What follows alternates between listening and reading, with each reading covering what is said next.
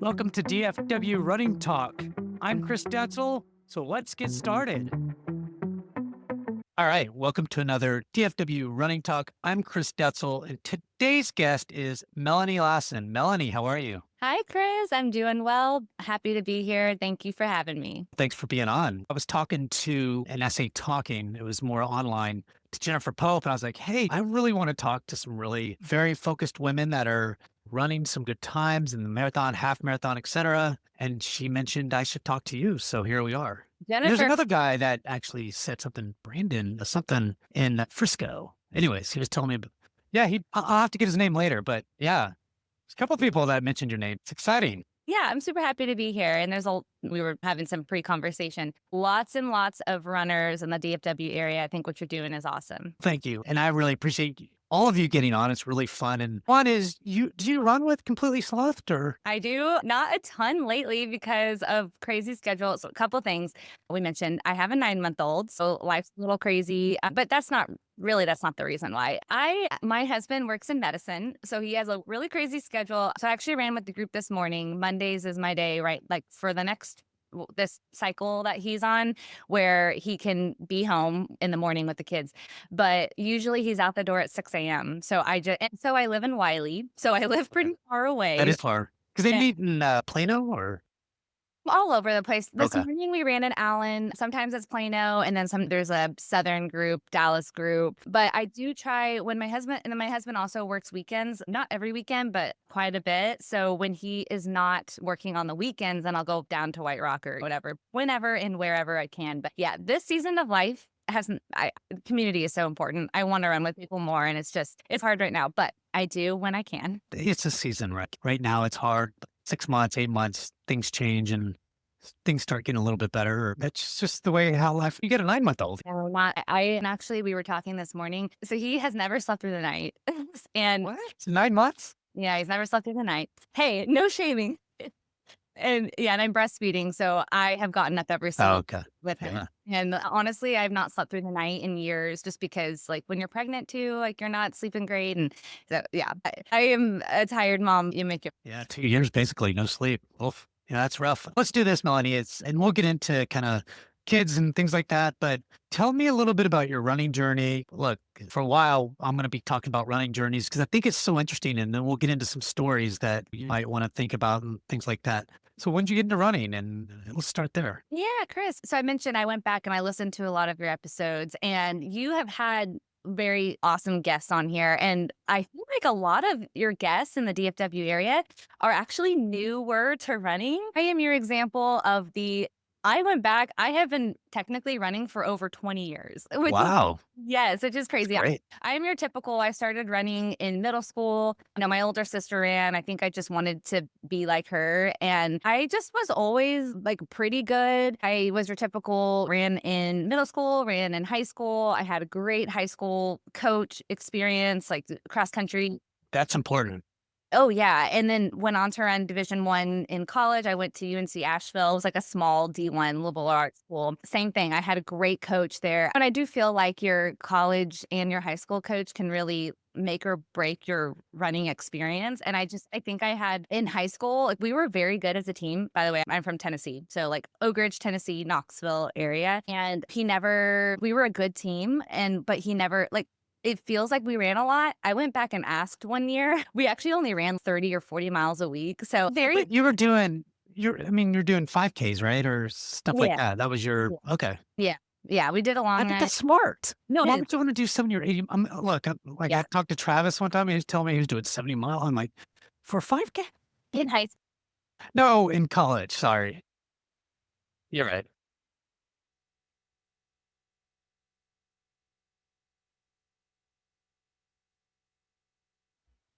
Okay. Yeah.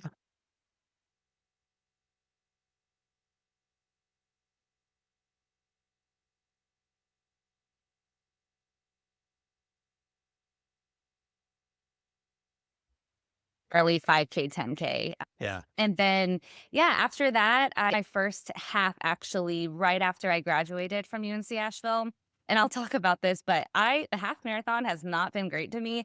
So that Been first pretty great, actually. I've seen well, sometimes. so I ran a 125 in my first half. No. You will see I stayed at that one like, I did not PR or I stayed at that 125 for 10 years. I just could never break it. And It's then pretty tough, though. It's a fast time, really. yeah, solid time for sure, but something about it, I just could never break that 125, and even though my marathons would show that, like, I should, but the half is really hard. It's I feel like probably the marathon's really hard, but I like the marathon, honestly, a lot more than I like the half. really, Yeah, I listened to your interview with Javier, and I know he said the same thing of at least a marathon, you just get into that cruise and like you just feel good. You feel like you can go forever. A half marathon, to be in good half marathon shape, you almost have to run it like a 10K. So you have to be, and you have to do hard, fast workouts. you should, yeah. I agree.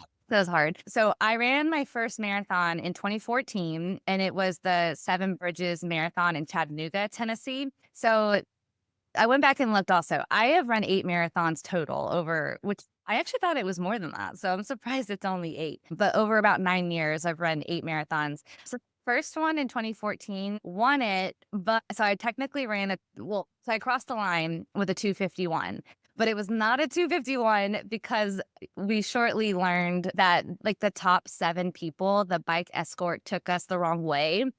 And this was actually before I had a GPS watch. So I'll actually never know. So it was short. I'll just never know how short or what my time actually was. Isn't it funny, though, think about what you just told me? You said back in 2013, or would you say 14, 13? Yeah. 2014, I ran this marathon. I won it, got a 2:51. But that was like, who cares? 10 years ago, 11 years ago. I mean, and you still feel bad about it. You shouldn't. You won the thing, no matter what.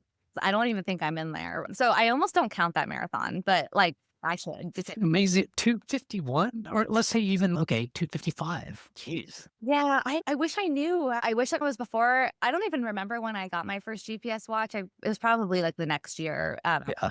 But I feel pretty confident that race was probably a sub 3, but that was I was so close, like, out of college running, so I was still, like, in really good shape. I had the good college fitness. Yeah, but you'll hear my marathon journey, it takes you a couple to really get It them does. under your belt. So then 20 I think that, no, that's a good lesson because a lot of people get into running a marathon. I'll tell you a little story because I think it's so important. I've been running like Dallas Running Club for a long time and have tasted the groups and all this kind of stuff. And you'll get people that, have talent, right? You look at them, but they're new to the marathon.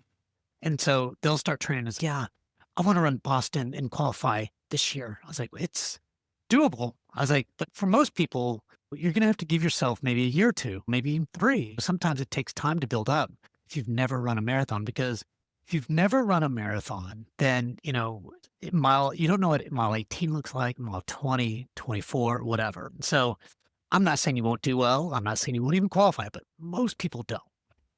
You know what I mean? It takes a few years to really build that up. Anyways, The fueling alone, and that's actually a good transition. My first, like, again, I say it, my first real marathon. About in 2015, my college coach actually agreed to coach me. I guess like for the next 2 years, I think he did to the marathon. And he was actually a really good marathoner himself, and he ran in college and all that too. But I'll never forget, actually, before that race, he asked me, as we talk about first marathons and how important fueling is, he asked me, he was like, okay, like, what are you thinking for your fueling strategy? So this is my second marathon, 2015. And he was like, when are you going to take water and all that? I was like, oh, yeah, so I'll probably start taking water and fuel after 13 miles. And he goes, wrong. You need to take it immediately. And he basically just said every Gatorade stop, every water, just grab something. yeah, But it's so true. It took me many years, and I'll get there, but it took me many marathons. And I think most people, it takes you a couple tries to truly nail the fueling and nail. fueling's hard. Yeah. And you have to train with, those first couple marathons, I did not even do great with training with fuel. Yeah. Yeah. I've been asking the marathoners on these. My wife's done a lot of marathons as well. And I've done 3 or 4, and I don't really do those anymore. But what I do know is that I'll say, how many goos do you take or whatever the fuel is? They're like 6 or 7. Maybe I should take more. 6 or 7. Like, I'm thinking like 3 or 4. No, I'm not saying some people can't do it, but I think that nutrition is the key to a marathon period, especially a fast one. It really is. Yeah. Gosh, that's awesome that your wife has run so many Bostons and some. What's her number? Do you know a number of marathons? At least 30 something, I think. And yeah, I mean, this is her 12th Boston, and she's done the only one she hasn't done is Tokyo. She'll do London this year as well. So she's done Berlin and Boston and then London? yeah, unfortunately she got in, but so she'll just run walk London, I think. You know? Too? Are you going to I'm watch? going to go to Boston, but I'm not going to go to London. She's going by herself or is she going with anybody? No, there's some people that she knows that's going to go there, but she's going to go by herself. I'm sure maybe they'll hang out. I don't know, but whatever. The international, I haven't done one yet, but I imagine they're tough, like with the time change and everything. She's done Berlin and she did okay, Berlin, but it's definitely a adjustment. It's going to be, look, for her, London's not going to be that difficult. Anytime you run a second marathon in a week, it's going to be hard, but she's going to run walk it. So it's not like she's going to try to Enjoy it kill herself. Yeah. Doesn't usually run walk marathons, but after what a are you week. going to do? And I've done Boston. Boston, I was so sore after Boston. It's tough. Boston can be a tough one for people. Anyway, sorry, I don't mean to interrupt. I just so interested. No, thank you. Yeah. Yeah. So I ran the Nashville Marathon 15 and I won that one too. And that one, it was really unexpected. So I ran a 3:04 for that. So that was like first official marathon, Okay. 3:04, ran it horribly. So I talked about the fueling. I don't even remember what I did for the fueling, but I ran it horrible. and I have such a good recollection of it because of like with winning it, like there's interviews out there and I go and I talk and I like watched the interview yesterday and I talked about how I hit the wall at 13. I know. So I hit the wall at 13 in that one. And I think it was just, I think I remember just feeling really bad for the majority of it. So I'm sure I positive split it majorly. Actually, I know I did. Positive split it. That one was really cool because so it was really unexpected. Is Nashville like the rock and roll? Oh, not like a crazy big one or anything, but I was not expecting to win it. And my husband, so he works in medicine. He was in PA school at the time, but his class, they were like volunteering at that same marathon. So it was really honestly the coolest part is that he actually got to be there at the finish because I somehow it got word that like his girlfriend at the time was like winning it. So he actually got to be there at the finish, put the flag around me and stuff. That was honestly the coolest part of it all. That is cool. I like that. So that was first marathon. And then I was like, oh, I love the marathon. This is so fun. Because you want it again. And I'm just like, I think the longer distances always suited me You a enjoy lot. it. Yeah, I really enjoy it. Do you enjoy the training or? I do really enjoy the training. When I like, and we'll talk about this, but community is so important. There is just nothing like being in good shape Saturday morning, running hard with friends, meeting and like you just have the best conversations to run. There's just no feeling like it.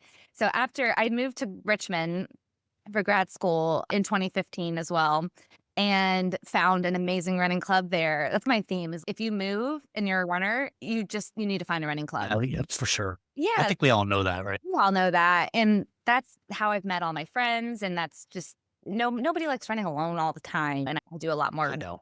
solo than I want to. Yeah, no one likes that. Found an awesome running club there. I signed up for the Richmond Marathon that was in the fall of 2015, which is an awesome marathon. If any of your listeners out there looking for a fall, which I'm like, maybe I should do that one since I didn't get into New York. It's an awesome marathon. It's perfect weather, a really honestly a fast course. So that one I ran 2:58. So I went sub 3.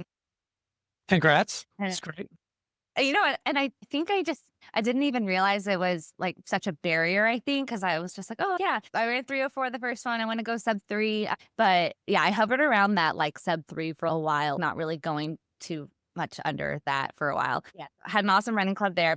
I feel like that happens to a lot of people.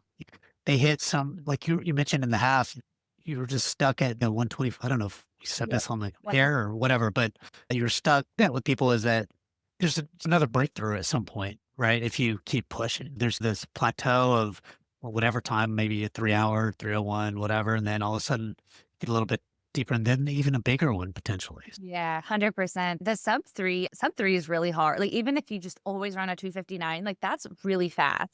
To go Yes. that like further like breakthrough and go like even further sub 3, I just find I find it to be really hard. Of course. But yeah, so then I went in 2016, I went back to the Nashville Marathon because I loved it so much. And I think I just immediately signed up for it again. And I won that one again.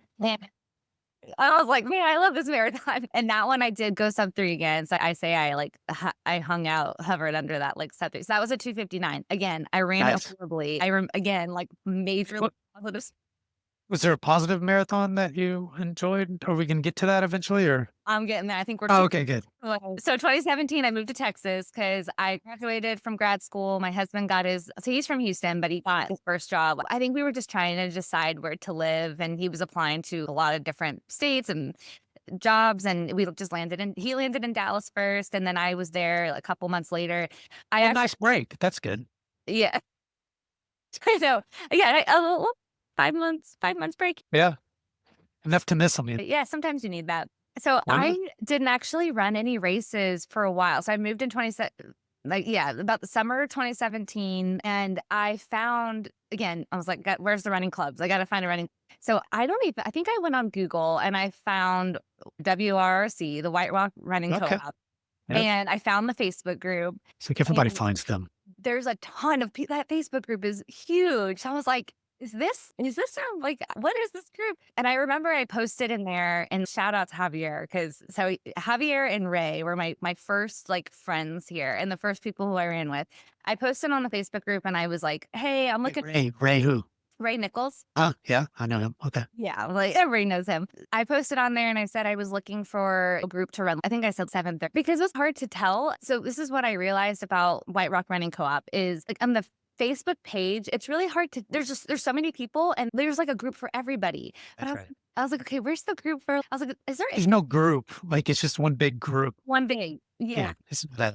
So I posted on there looking for a group running like 7:30s, and Julie commented and was like, she like tagged Javier and was like, "Yeah, like we should, like I should be running that, like we're running that." And so I showed up on a Saturday morning, didn't know anybody. I don't even know how I found him because I didn't really know what he looked like or anything. And then I ran with Javier, and then that was who I ran with, Javier and Ray, and that's who I ran with for like the whole first year, like exclusively. Yeah. And I signed up for Chicago October of 2018. So that was my Okay. first world major experience. Ran a 3:03 there.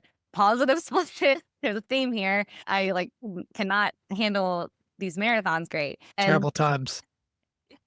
like my times are okay, but if you see my splits and It's like something happened. yeah, and that's how I determine the success of my marathon, like of any of my marathons, honestly, how I run them and how I feel and how how I pace and my fuel and everything. So all of these have not been great. So it was not until 2019 when I went and I ran CIM and I finally had that breakthrough. I had a really good training block, trained with Javier a lot, and I think so I'm talking about fuel. I'm really into UCAN. I still use UCAN to this day, but that's where I like experimented and learned about UCAN. It works really well for me, but I ran a 2:53 at CIM. Like It's finally kind of a had that breakthrough for you. big breakthrough, and I negative split it finally, and I never hit the wall. Like I felt really good. Feel like you could have run faster afterwards. Yeah, honestly, I don't know. Are you familiar with CIM or have you run it? My wife run it. Of course, your wife. Yeah, so like the last 6 miles are downhill. It's just it's primed to run a negative split. And I love that. I want to go back one year. My goals, like long-term goals, I really want to break 250, really want to break 120. So I'm like, maybe I'll go back to CIM one year when I'm like, can get fit again and run CIM and maybe do that sub two. How old are you? 33. Okay. You're still Yeah. young. Oh, thank you for saying that. I feel like I'm old. You have lots of PRs in you if you want. You know, I do. I know it's not old, but when you hit your 30s, you're like, oh man, 2 kids, oh, they age me. Okay, 'cause I do want to definitely get to the kids thing and talk about that, but let's continue on and then we'll go back. Yeah. Okay. Kids are coming because here it comes. Here we 2020. go. In 2020. 2020, everybody had kids. I know, right? So Three people were doing that. I was supposed to run Boston in 2020 and then COVID, so it got canceled. I was really bummed about that. And I got pregnant. Actually, I got pregnant in 2021 because my son was born December 2021. So I just did the virtual races and just trained and ran, but like nothing crazy in 2020. But yeah, my son ran. Much everybody, right? Yeah. Oh, I know. That was so hard. So I lost my qualifier, which really sucked. So yeah, so I had my son in December 2021. I really wanted to run Boston. So I couldn't run it in 2022 because I didn't have a qualifier. So I was like, okay, I'm going to run it in 2023. So in 2022 is when I started really training running again. Like I had to Yeah. start back. You're still running, but you weren't hardcore training. Yeah, I ran all through my pregnancy and everything. And we talked about this at the beginning. It's running is so great for your physical health, your mental health, and everything. But I think those of us in the DFW running community, like we want goals and we want something like to train towards and something on the calendar and really push our bodies. So yeah, I spent 2022 just working back after having him. And So back up, I see this a lot, and I think this is really good for women that are pregnant. I see a lot of women like you continue on, not necessarily training, but still running, not training for because you can't get a PR or whatever. Can you talk about that? Kind of like how hard is it while you're pregnant? I think there's probably different stages and things as you're pregnant and running. What is that like? it's a great question, Chris. And truly, like having two pregnancies, it's different. It was totally different for Okay. both of them. So the first baby, I ran literally the day my water broke. I never felt like my body, of course, like your heart rate gets higher, like pretty immediately in the first trimester. I was like, okay, wait, like running feels hard, but I felt like I still was running. I think I ran 12, like up until like about halfway. So about 20 weeks. I got, in both pregnancies, I got pubic symphysis dysfunction, which is, gosh, how am I going to describe it? It's just like pain in your pubic bone, but like in your leg. Yeah, I had to go to chiropractor and they fixed it. That was the worst thing that really happened. And that made running hard. But yeah, it's really just working with your body. The second time was much harder. He was a much bigger baby too. It helps. Yeah, so I just you gotta look into your body, you gotta see what feels best, but not doing anything felt worse. Like, even if I would just go out and run 3 miles, I'm like, "Okay, good for both of us," and also it's Even all if you had to walk, run. yeah, ran a lot in the second pregnancy, and, you just gotta listen to your body and do and every day was different. Some days were good, some and I would on the good days, I would take advantage of it and go farther. In pregnancy, for me, it was like, "Oh, 6 miles." Okay, I was like, "I'll do 6 miles." That's like a long run, and then if it feels worse, I'll just run it or run less, and you just gotta do what you can. I love it. Yeah. Yeah, and I just felt like I really needed that for my mental health, and then also knowing that I was gonna come back. Running is so important to me, training is so important to me, and I was like, I don't want to take 9 months off and then it be that much harder to come back and train and sign up for something after. Do you So find yourself hard on yourself? Yeah, especially because I saw this. So I'll tell you why I say that. It's because, and I think runners are anyways, or maybe we just as people, just hard on ourselves on something we try hard to do and then we don't hit this certain thing. Like back in 2023, I think you ran a half marathon Houston, and I think it was at 127. I don't know, whatever, 128, whatever it was. But previously, you've run like a 121, and it was only like 6 months of pregnancy, I think. Not, I don't know which one. But the point was that you're pretty hard on yourself. It looked like just from that, but I could tell you're probably like, it wasn't what I wanted, but I'm happy with it. Can you walk me through some of that thinking as a runner and just trying to always just hit these goals and times? I think it's good because that's how we push ourselves, but there's some reality too to it and realistic. yeah, I know. Thanks, Chris. That is a great question too. So that was this past Dallas, and yeah, What was that, Dallas? it was Okay, got it. 6 months postpartum this That's past right. Dallas. That's right.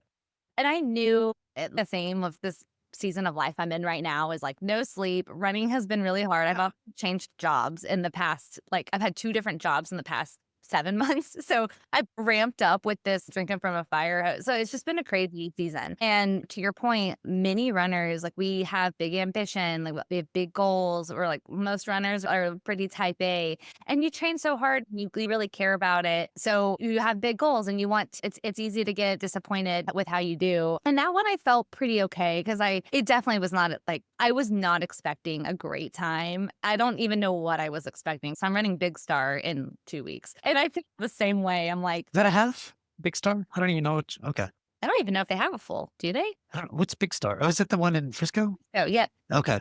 Yeah, I've heard of it. I've never done it. Speaking of COVID, again, I was supposed to do that one in 2020 and then it got canceled. So it'll be my first time doing it. But yeah, I think you just have to have realistic expectations for your fitness and like where you're at. And I think runners are type A, we have big goals. But ultimately, as I've gotten older, when I grew up with running, I grew up running competitively, ran in college. If younger Melanie could see my attitude now, Yes. really like remarkable because I was the type of person where like I could not miss a day of running. If a run was not 7:30 pace, it wasn't a quality run.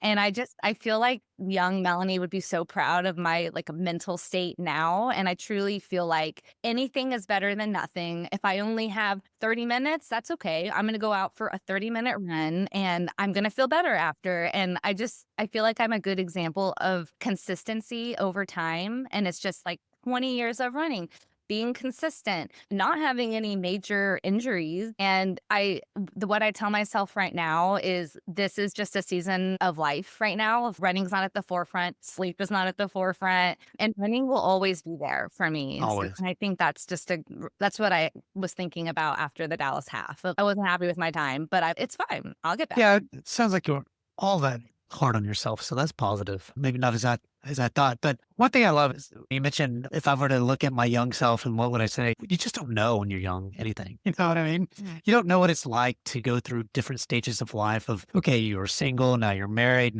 with kids, and it just goes on and on, right? You get older and you just realize that I love running. That's not number one. It's number one to stay in shape and just to be fit and just to keep my mental saneness. I don't know if that's a word, but the point is, I think that's important. You don't know what you don't know at a young age, right? But you know now way more than you did before. So I think that's something to keep in mind is you got two kids, they're young and your husband works different crazy hours and you do too. And you get, like you said, another job, two jobs and you're tired. Running and sleep is key to do well. I think that's the number one thing is trying to rest. Oh, I know. I do what I can. I think we're getting there. I feel like I'm close to getting more sleep. Every once in a while, I'm like, oh yeah, like he's doing some longer stretches. And I'm like, oh man, no. Literally 10:30 and 1:30. He always wakes up 10:30 and 1:30. And then I man, it's just a season of life. I know it won't It be is. forever. And then just like with running too, I'm just like I will have a time again where I can run so many miles and do crazy workouts. Like I know that that's not lost forever. I'm But gonna you can't wait. I am like, oh, especially everybody doing Boston. I'm like, and seeing everybody just crush their workouts. Like I went to White Rock, so you should interview Maddie. I know she's in the sweet. Okay. Oh man, she's gonna be a good one to talk to. I did half of her workout like this last Saturday, half of it. She ran 24. And I just literally watched everybody crush their workouts and everything. And I'm like, oh man, like I want to be in this good of shape again. It just feels so. You will. So all right. Let's, I guess, go back in because we didn't get the last couple of marathons, I don't think. Yep.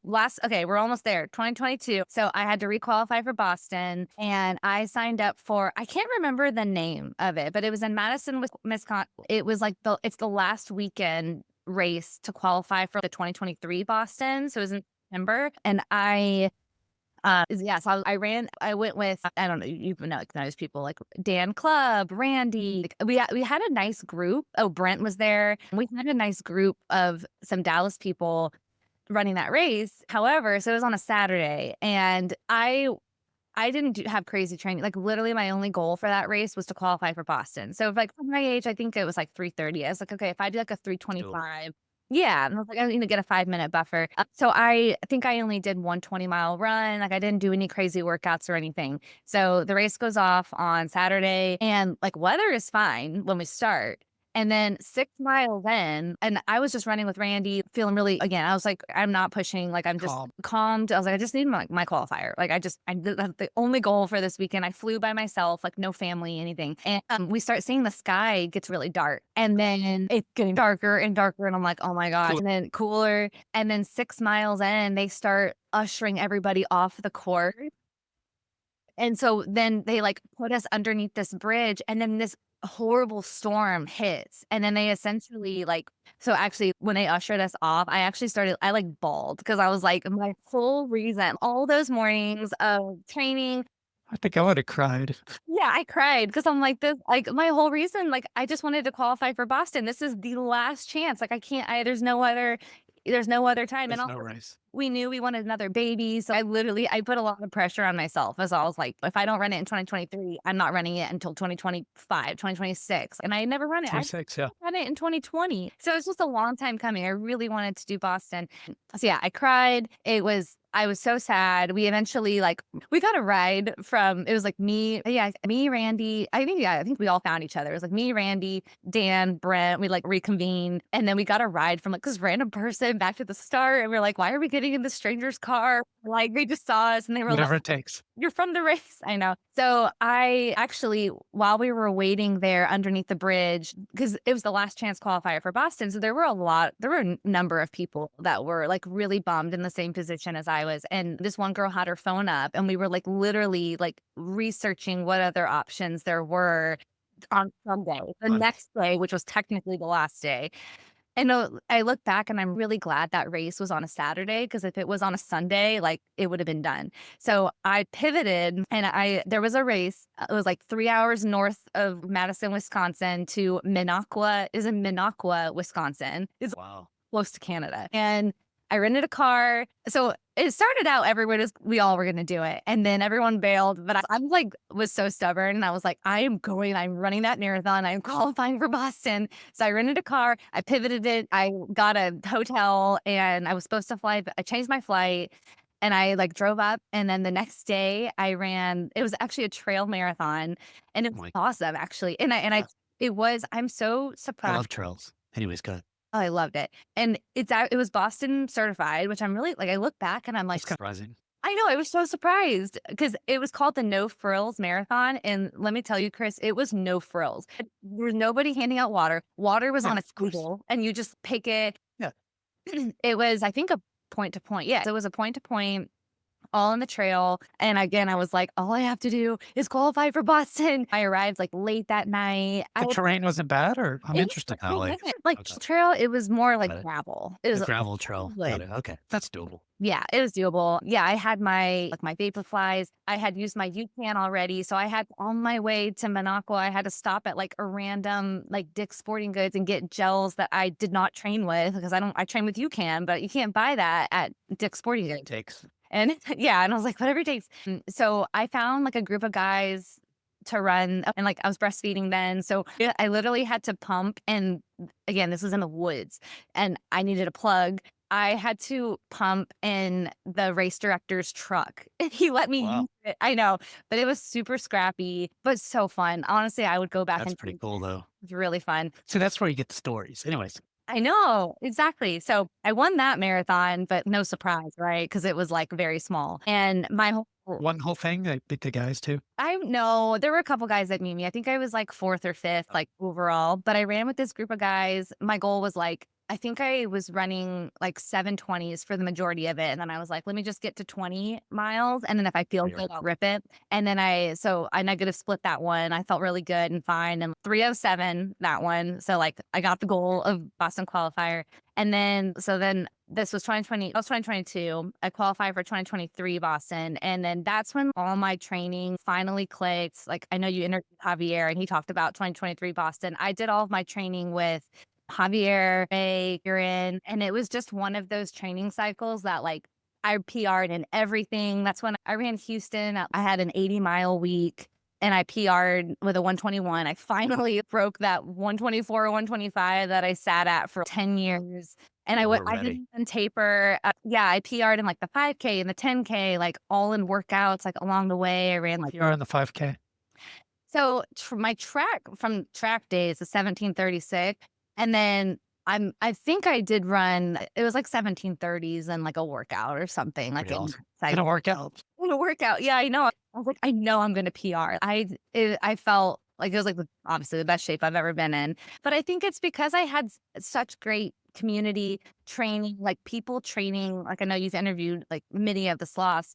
Like beautiful things happen when you have people training for the same race and you do the same workouts. And we were following. Are you familiar with the Fitzinger training? Totally. I respond really well to Fitzinger. That's actually, I didn't mention this, but that's the training I used when I did CIM and I had my first breakthrough then. So Talk about it. Tell me a little bit more in depth about it. it's nothing crazy. Like I think about Jack Daniels and that is so intimidating to me. Fitzinger is really nothing crazy. You can choose between whatever mileage you want. So, like for CIM back in 2019, I think I only did like the 65 to 75 or something. And then for the 2023 Boston, I bumped up to the 85 Fitzinger plan. And it is nothing crazy. It's really, you do a medium long run, and that one for the 85-mile week one got pretty, like you got up to 15. You were doing like 15 miles every Wednesday. That was really hard because I'm starting at 4 a.m. before work. That was always really hard. And it was just all about like tempos. You did some 600, some Ks, but like it wasn't track really, which was what I was used to like pre kids, the track workouts. And then after kids, I have not done a track workout since kids because I just can't make it out to the track, but I can do them on the roads outside. Yeah, and it's all about tempos, a lot of long run workouts, but nothing super fancy. It's just tempo. Like we got up to a 14 miles at MP. So that was like the big one.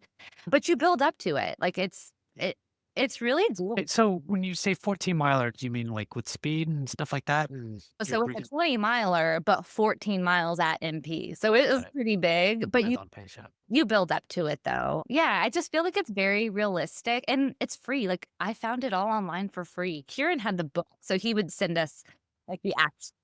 Very technical. Yeah, he'd send us the Brent's kind of like that. Just very, let's go back to Boston. Tell me about that. yeah, that one. So I don't think I ran that one as great. Okay, so I ran a 251. But I know I could have done better because never. See, a 251 at Boston. Okay. Yeah, 251 at Boston, Wait, is that a P? Was that a PR? and it's a PR. Yeah, it's still Okay. actually I You're have. still not happy? Oh, what? You still weren't happy? Well, I was super happy, but so number one, I did my first ever bathroom stop in the middle of Boston. No, Yeah, and I think it's because the 10 a.m. start, and it's different. I was like, my tummy just was not used to it. So I've never done a bathroom stop before. So I did a bathroom stop, but also I understood Boston and how you have so much downhill at the beginning, and then you've got like the rolling hills, you've got Heartbreak Hill, and then you have like downhill to finish. I did so much research and I knew that and I understood that. I did train on hills, but not great. Like I could have done more, but I still my legs were so beat up after all that downhill in the beginning, and then really from like mile 18 on, like my legs were screaming at me. So I think I may have positive split that one a little bit. And I was actively trying to go out slow too. But that downhill It's a just, little harder doing that because like you're being pushed to go downhill and you want to go with that flow because the problem is like whenever you go up, there's no flow because you know there's going to be some ups. But yeah, when it's that early in that race like that, it's got to be tough.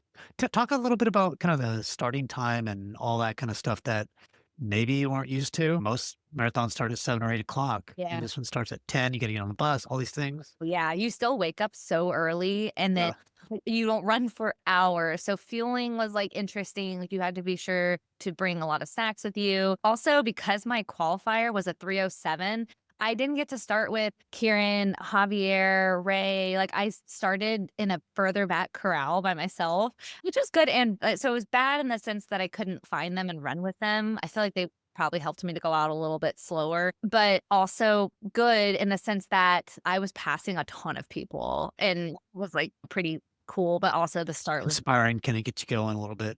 yeah, especially I don't think I really don't. I probably got past a little bit in the end, actually. It started pouring in the end too. It was humid that year. Little warm, like not crazy, but like the last mile it did pour on me. But yeah, it's just something you have to get used to. We were actually talking about that on our run this morning, the late start and like how you have to get used to it. Now I'd probably be great at it because I do all my runs after daycare drop off. So 9 a.m. I do all my runs.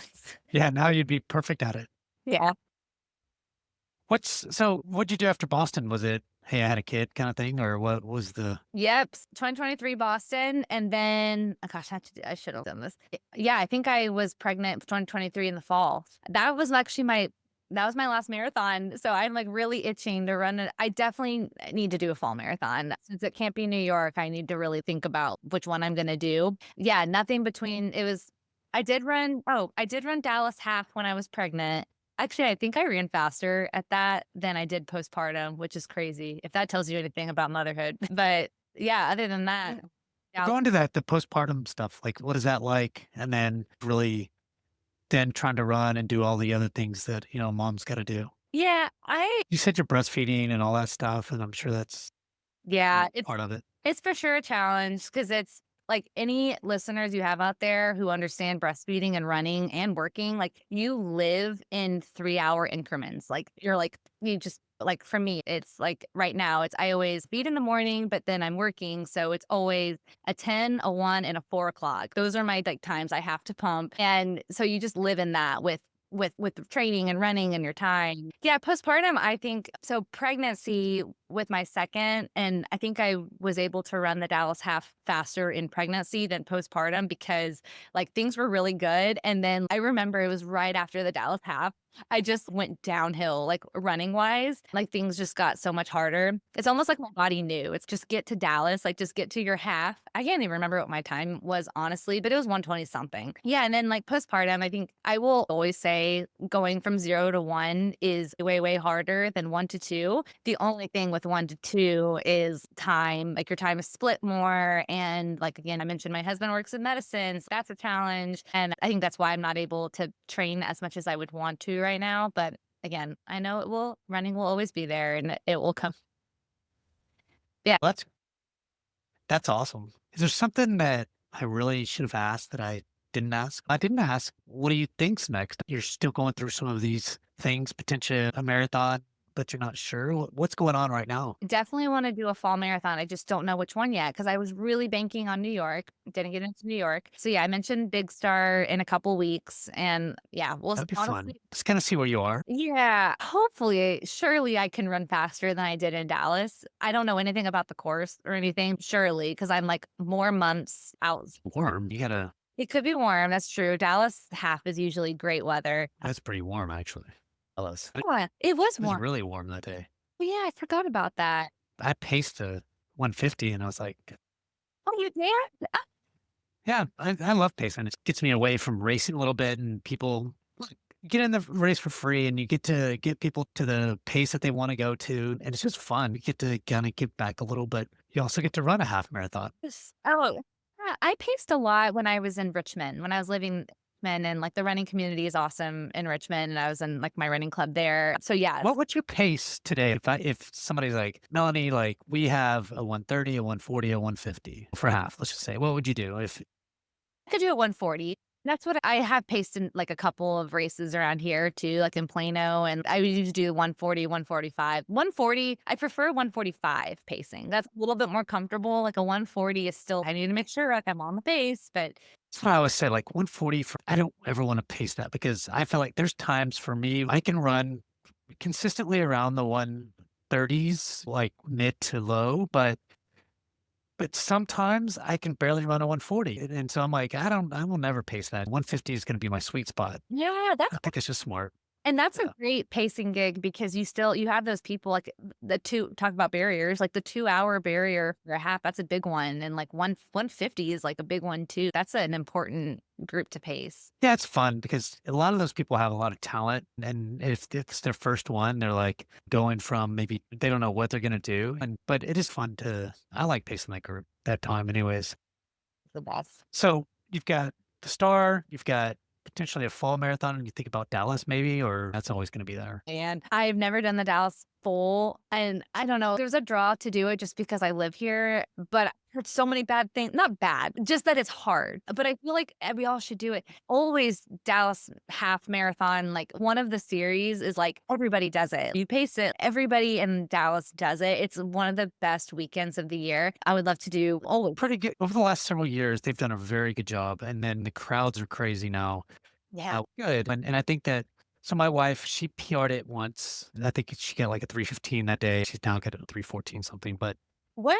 yeah. So she PR'd it once. She likes the race. Yeah, for that course. Yeah, for her, it's fast. She's 50, right? I was like 47 then, so I think. But That's really 46. yeah, that is fast for anybody. It really is. Yeah. But so I think Dallas, think about it, but what others are you thinking about? Any kind of I don't know. I mentioned how much I loved Richmond. I would love to go back Yes. to Richmond. Marine Corps is also one I want to do some one year. We were talking about Eugene this morning, but I know that's April, but I'd love to do Eugene Marathon one year. And of course I want to do all the world majors, but no huge rush. I want to do them all, but like the international ones, I'll probably start signing up for those like next year and Yes. we'll see what I can get So in. you've only done Boston and Chicago. That's it. Yeah. Okay. All right. And how many times you just done Boston once? Yeah. One Chicago Boston. once? Okay. Yeah. All right. Let's look, got a lot of talent. There's no doubt from a qualification standpoint, you'll be able to qualify for any of those. Just trying to get in still is always the opportunity, right? So, and you've Yeah. had it. I love your journey. You've been doing it for a long time and you continue to get better. Now, like you said, you're in spurts at times, right? And now you're in another cycle of babies and things like that. They'll get older and you'll get better and you'll get back into, you already know this. I cannot wait for the moment that, like, my boys are old enough to ride their bike next to me, like, when I go for a run, like, Yeah. that is something that really Do you do the stroller? oh gosh, I do, and I hate it. I only do it if I have to, but I do not like it, but I just can't wait till they can, like, bike next to me, and I think, like, going back to the parenthood thing, I think it's really important for, like, our children to see, like, their mom have my own goals, and I think that'll just be healthy for them, for their relationship 100%. forward, and, like, I think it's just a good example for anybody to be for their children to see that. How can you disagree with that? Yeah.